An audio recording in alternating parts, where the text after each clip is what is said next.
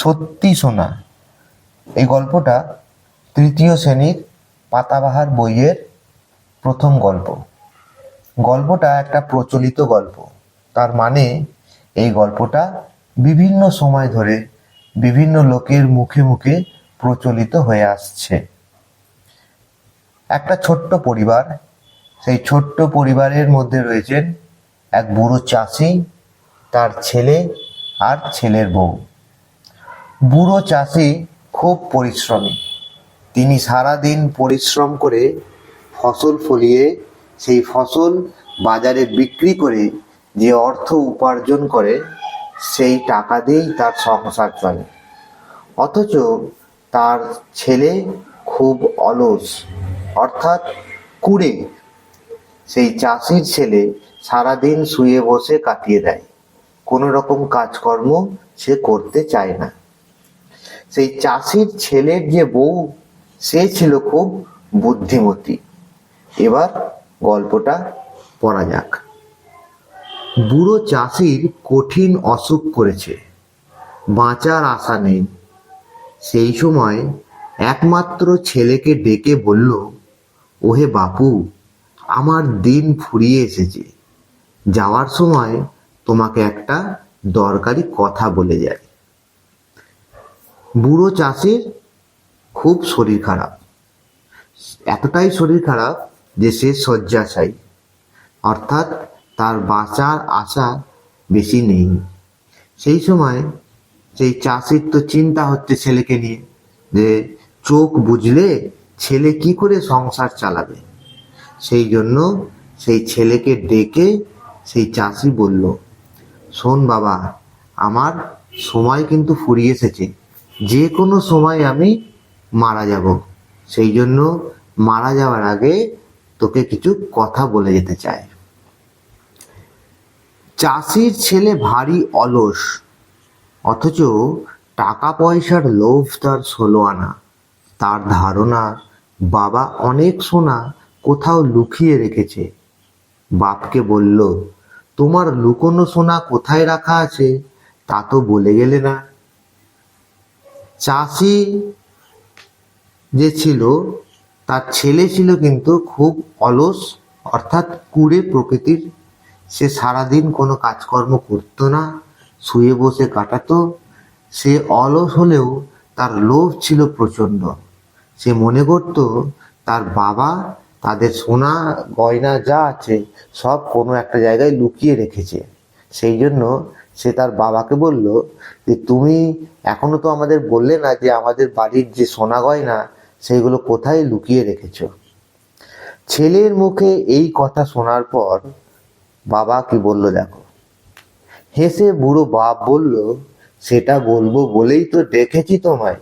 শোনো, এই যে আমাদের চাষের জমি দেখছো, এর নিচেই পোঁতা আছে লুকোনো সোনা। আমি চোখ বুঝলে তুমি তা খুঁজে বার করে নিও। ওই কথা কটি বলেই চিরদিনের মতো চোখ বুঝল সে। ছেলের কথা শুনে বুড়ো বাপ বলল যে, আমাদের সোনা যেটা আছে লুকানো, সেটা কোথায় লুকানো আছে সেটা বলার জন্যই তো আমি তোমাকে ডেকেছি।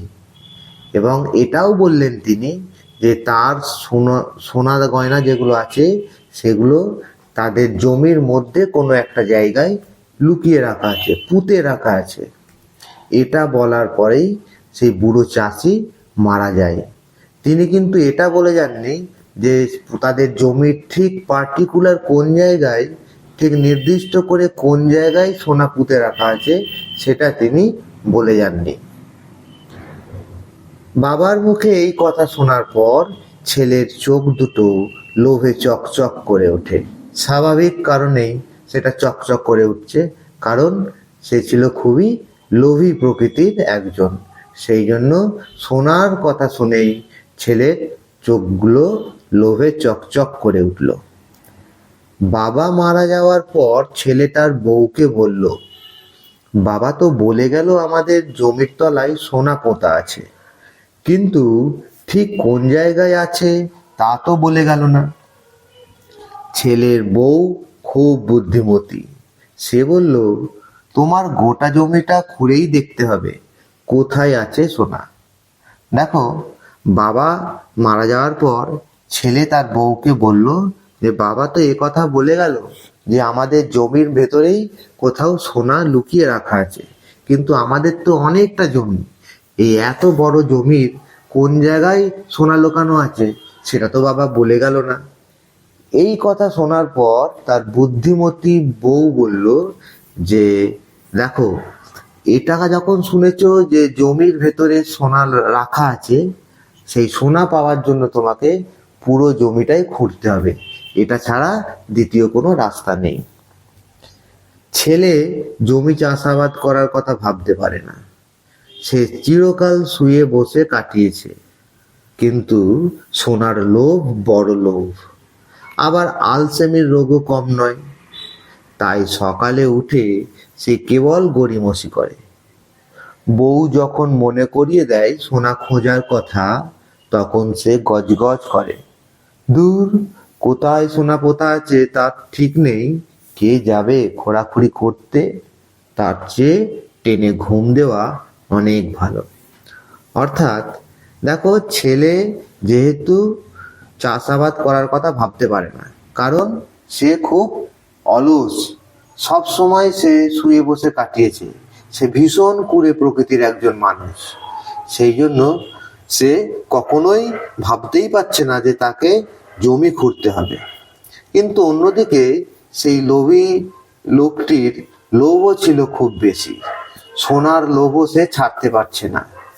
তাই সে সকালে উঠে গজগজ করতে শুরু করলো। কিভাবে? কারণ সে মনে করছে যে এত বড় জমি কে খুঁড়তে যাবে, এই জন্য সে রাগে গজগজ করতে আরম্ভ করলো। দূর, কোথায় সোনা পোতা আছে তার ঠিক নেই, অর্থাৎ এত বড় জমির মধ্যে ঠিক কোন জায়গায় সোনা পোতা আছে সেটা ঠিক নেই, তার জন্য কে পুরো জমি খুঁড়বে, এই বলে সে রাগে গজগজ করতে থাকলো। আর বলতে লাগলো যে এখানে জমি না খুঁড়ে তার থেকে টেনে ঘুম দেওয়া অনেক ভালো। কিন্তু তার এই কথা শুনে তার বউ এবার কি বললো দেখো। বউ বলে, তুমি মজুর লাগিয়ে জমি খোঁড়াও না, সোনা যদি পাও তবে আমাদের কপাল ফিরে যাবে, চুপচাপ বসে থেকে কি লাভ। বাবা যখন বলেছেন তখন চেষ্টা করে দেখতে দোষ কি।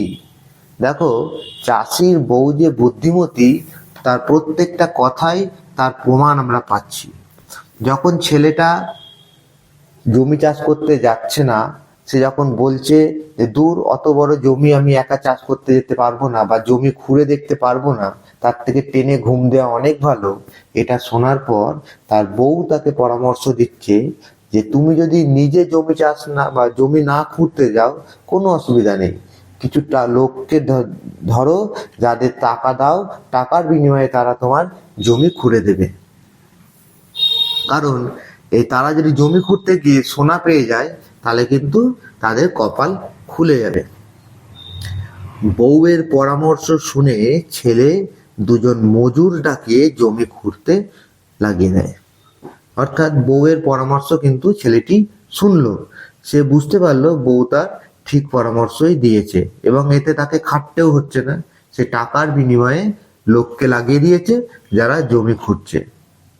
তখন এসে বউ কি বললো দেখো।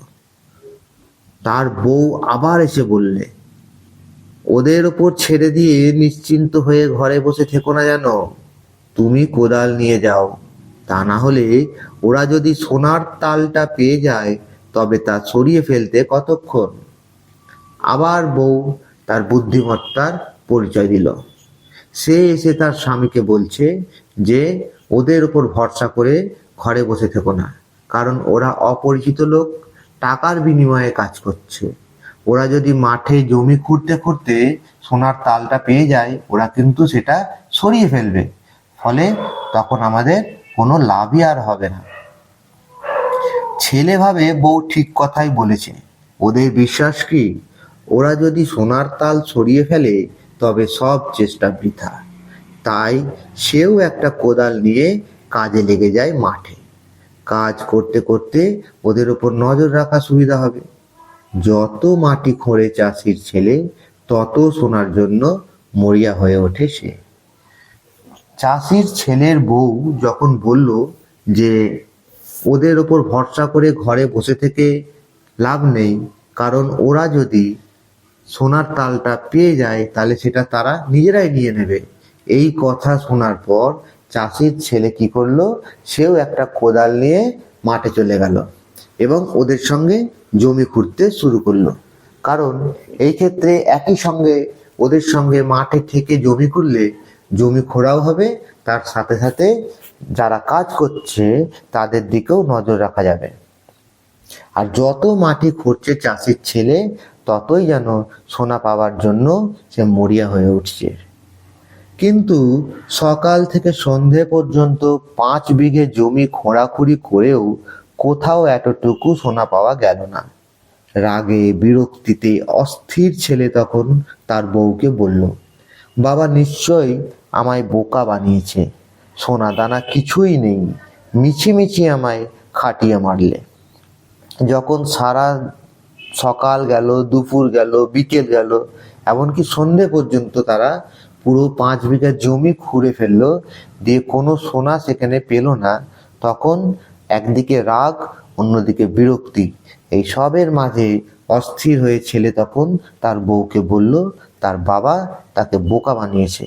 কারণ বাবার কথা মতো তারা জমি খুঁড়লো, কিন্তু জমি খোঁড়ার পরে কোনো সোনা সেখানে পেল না। বউ তখন হেসে বলল, কিন্তু দেখো জমিটা এখন ঠিক চাষ করার মতো হয়েছে। ছেলে তার বউয়ের মুখের দিকে তাকালো। বউ বলল, আর কদিন পরেই বর্ষা নামবে, এই তো বীজ বোনার সময়। বাবা প্রত্যেক বছর এই সময় জমিতে ধান চাষ করতেন, কি সুন্দর ফসল হতো। দেখো বউ আবার তার বুদ্ধিমত্তার পরিচয় দিল। যখন ছেলে রাগে গজগজ করতে শুরু করলো, অস্থির হয়ে এটা বলতে শুরু করলো যে বাবা তাদের ঠকিয়েছে, শুধু শুধু তাদের দিয়ে খাটিয়ে নিল, ঠিক সেই সময় বউ কিন্তু জমির দিকে দেখে তার মাথায় অন্য চিন্তা ভাবনা চলে এলো। বউ জমিটা যখন দেখলো যে জমিটা ভালোভাবে খোঁড়া হয়ে গেছে, তখন সে বউ বুঝতে পারলো যে চাষ করার জন্য প্রথম যে সবচেয়ে বেশি কঠিন কাজ সেটাই তারা করে ফেলেছে, সোনা পাবার লোভে।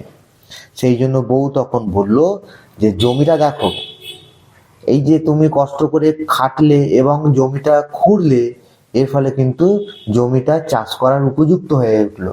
আর এটাই মানে জমি খোঁড়াটা হচ্ছে একটা কঠিন কাজ, সেই কঠিন কাজটাই তারা কিন্তু করে ফেলেছে। এরপর তো বর্ষাকাল আসছে, আর বর্ষায় বৃষ্টি নামবেই, সুতরাং বৃষ্টি নামার আগে যদি জমিতে কিছু বীজ ফেলে দেওয়া যায়, তাহলেই কিন্তু উপযুক্ত পরিমাণ জল পেয়ে সেই বীজ থেকে নতুন গাছ জন্মাবে। সেই জন্য বউ বলল যে এই সময় কিন্তু জমিটাকে ফেলে না রেখে চাষ করে নেওয়াই ভালো।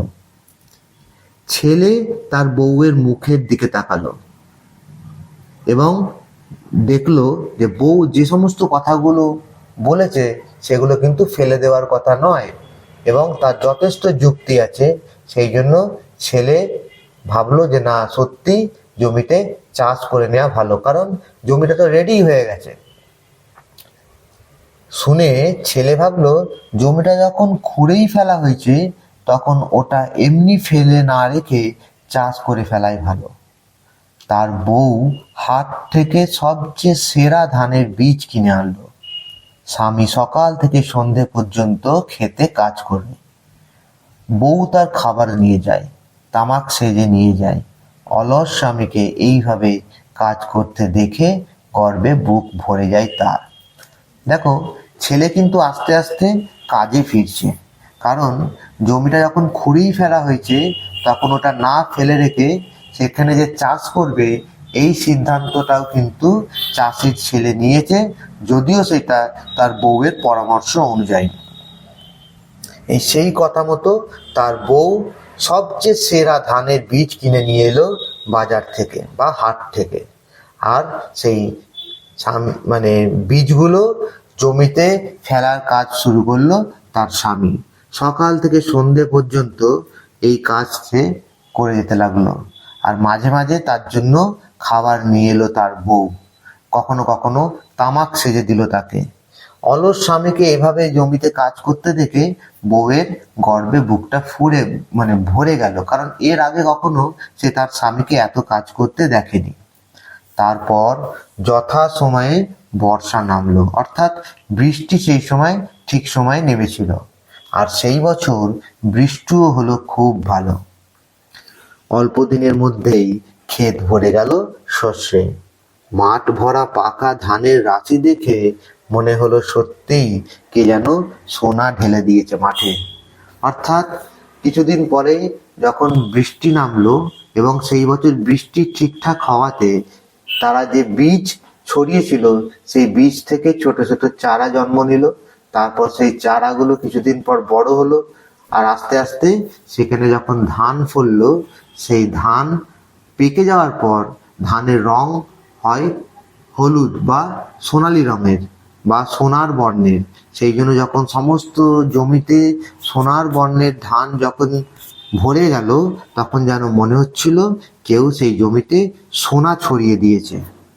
আর এটা দেখার পরেই বউ বলল, দেখো বাবা মিথ্যে বলেননি, সত্যি সত্যি সোনা ফলেছে মাঠে। ছেলে অবাক হয়ে তাকিয়ে থাকে মাঠের দিকে। জমিতে যে এত ভালো ফসল ফলে তা সে এই প্রথম জানলো। ফসল কাটার পর তা হাটে বিক্রি করে এক থলি টাকা পেল চাষির ছেলে। বাড়ি ফিরে সে বউকে বলল, এই দেখো কত টাকা। আমার ধারণা ছিল না যে জমি চাষ করে এত রোজগার করা যায়। দেখো, এরপর যখন জমিতে ফসল পেকে গেল, তারপর যথাসময়ে ফসল কাটার সময় হলো। সেই সময় পাকা ফসল কাটার পর সেটা হাটে বিক্রি করতে গেল চাষির ছেলে, এবং হাটে বিক্রি করে এক থলে টাকা পেল। সেই টাকা নিয়ে এসে সে তার বউকে দেখালো আর বলল, এই দেখো কত টাকা। তার ধারণাই ছিল না যে চাষ করে এত টাকা রোজগার করা যায়। তখন বউ খুব খুশি। এই তার স্বামীর প্রথম রোজগার। স্বাভাবিকভাবে বউ খুশি হবে, কারণ এতদিন সে তার স্বামীকে যেভাবে চিনেছে একজন অলস কুড়ে ব্যক্তি হিসেবে, কিন্তু এই প্রথম সে তার স্বামীকে দেখলো কাজ করতে, নিজের চোখে তাকে কাজ করতে দেখেছে, খাটতে দেখেছে, এবং সেই খাটনির ফলস্বরূপ সে এক থলি টাকা পেয়ে এসেছে। এই তার স্বামীর প্রথম রোজগার। হেসে বলল, তাহলে বাবার কথাই ঠিক তো, জমিতে সত্যিই সোনা পোতা ছিল। মাথা নেড়ে জবাব দিল, 16 আনা। আজ আমি বুঝেছি যে বুদ্ধি খাটলে আর কঠোর পরিশ্রম করলে তার পুরস্কার পেতে দেরি হয় না। অর্থাৎ এক্ষেত্রে চাষির ছেলের বউয়ের বুদ্ধি এবং চাষির ছেলের পরিশ্রম, এই দুই কাজে লাগিয়ে তারা কিন্তু এই অর্থ উপার্জন করতে পেরেছিল।